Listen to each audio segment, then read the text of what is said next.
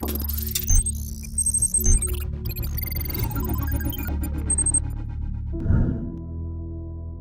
BMW 3 Series is almost synonymous with what the Bavarian car maker is. The sports sedan has always been the one to beat when it came to sheer performance, sportiness, and fun in the compact sedan space. Every car from the Lexus IS to the Jaguar XE have always benchmarked against this sedan, not to mention the Mercedes-Benz C-Class and Audi A4 too.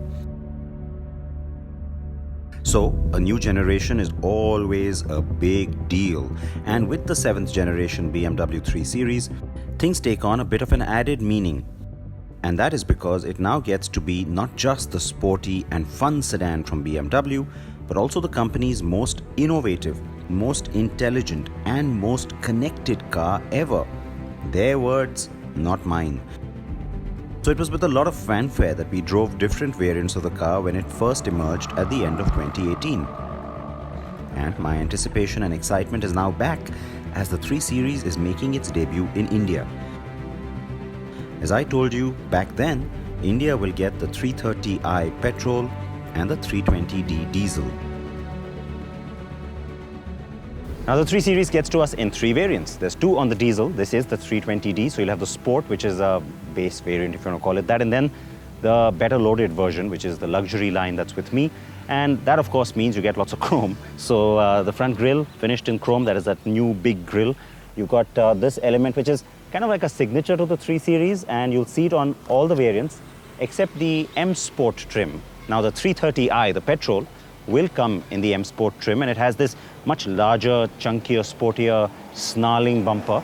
And those of you who remember my global drive on this car a few months ago, that car, the blue one, Portima Blue, was the M Sport. So the big difference is really in the bumpers, but otherwise everything else on the car, you know, the hood with all the metal that has musculature rising up, few very subtle cuts and lines across the side. All of the rest, like I said, remains pretty much the same. And for me, the one sort of highlight, the nice design feature that I've really appreciated, this beautiful 3D effect tail light.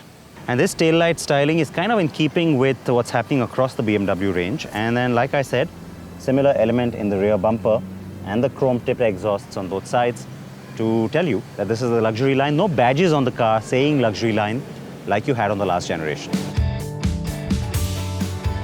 All 3 versions will be made in India at BMW's Chennai facility. India will not be getting the range-topping 367 bhp M340i xDrive, sadly. Well, at least not at the launch. It may be brought in as an import option later on.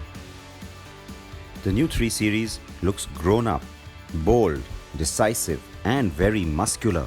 The confused, drooped-down appearance of the previous car is gone, and back is the very familiar taut muscle rippling through some tight compact proportions. Yes, the car looks ready for action and yet has a sense of width and sophistication.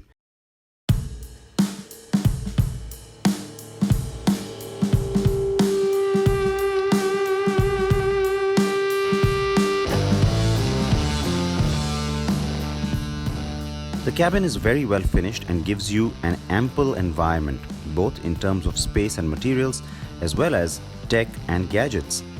Ambient lighting details, even on the back door trim for instance, enhances the car's luxury quotient. The new 3 Series also gets the latest generation BMW iDrive 7.0 interface and a 12.3-inch touchscreen. In terms of spec and equipment, all very similar to what you would expect on the 3 Series and kind of like the last car, but material quality, finish, and even the seat back angle, and of course the legroom have been enhanced. You also get your own little controls for the air conditioning back here with these 2 vents. You've got the climate control setting for temperature as well as the fan speed being on auto, and you've got 2 USB spots here that are going to be very, very appreciated. Because, of course, let's face it, it is a 3 Series, but there'll be lots of people sitting back here. Now, the dark brown palette, not quite to my liking, but like I said, it's finished really well. The elements for the ambient lighting as well as the metal work blended into the door panel is really nicely done.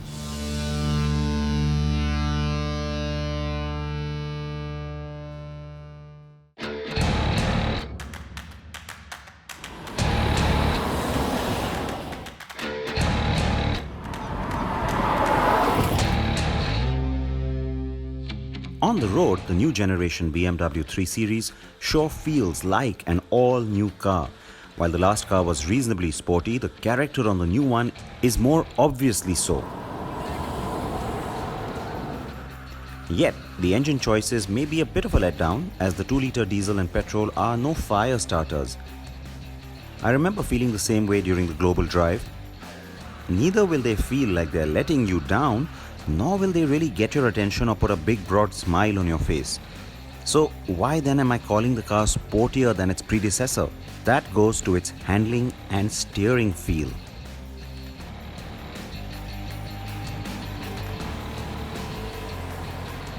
The car's big USP, like most BMWs, will remain ride and handling. The ride quality on this new generation is just sublime. You'll find it really comfortable and yet very satisfying when it comes to being kind of sporty and, not giving you that very soft, mushy feel that you do get from some of the other sedans. And for me in particular, that was the one big highlight even when I first drove the car.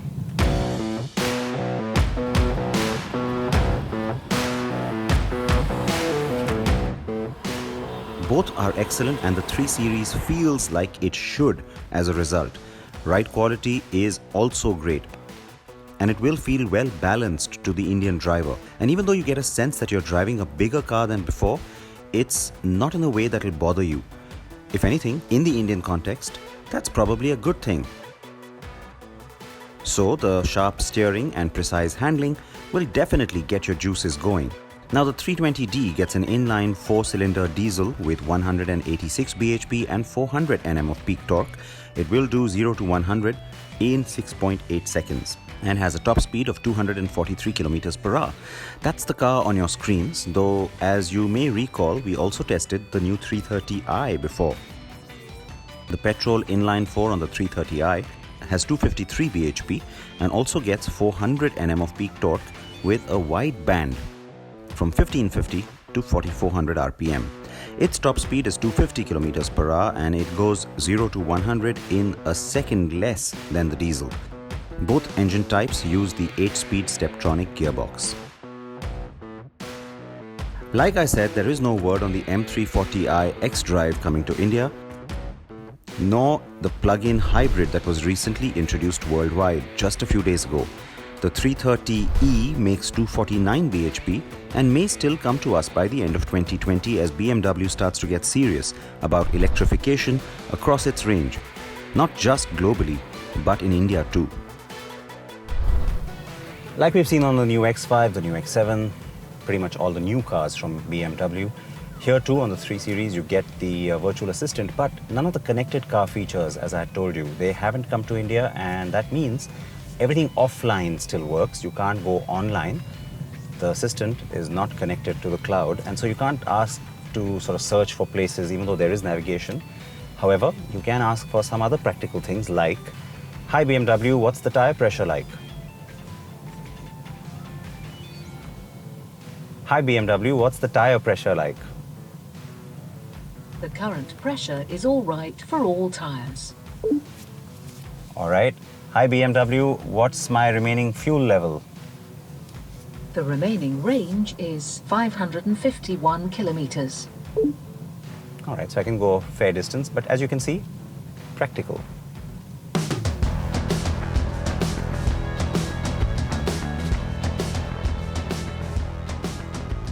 The prices are competitive enough, and BMW will like to believe that the lack of a credible rival at this stage will help it capture the compact premium sedan market. The Audi A4 has only fired so much, while the Mercedes-Benz C-Class is now beginning to age. The competition from Lexus, Jaguar and Volvo in India remains weak still, and so the 3 Series is all set to thrill and, I dare say, kill. The premium car buyer in India will like that it retains its traditional strengths and yet gives a bit more by way of luxury and comfort to give it a more all-rounder appeal than before. Expect to see a few of these on the roads. Could have been more had the automobile market not been badly hammered down, as it were.